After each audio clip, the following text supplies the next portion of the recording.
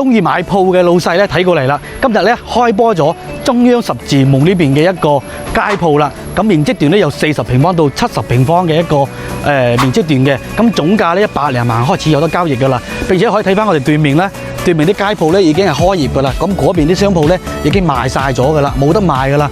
咁隔離咧係我哋華發商都啦。十字門嘅華發商都，佢係早上10點鐘開市嘅，到夜晚10點鐘咧就收市㗎啦。咁我哋呢邊嘅街鋪咧係24小時運營嘅，咁你可以睇翻我哋呢邊嘅商鋪嘅話咧，全部都係街鋪嚟嘅。呢個位置咧就類似於上海嘅一個陸家嘴嘅位置啦。並且喺呢邊咧有成4萬個用戶喺度居住嘅，咁有6萬個精英階層咧都喺呢邊翻工同埋居住嘅。咁呢邊嘅話咧，實質上咧就係我哋珠海市一個未來一個 CBD 中心嚟㗎啦。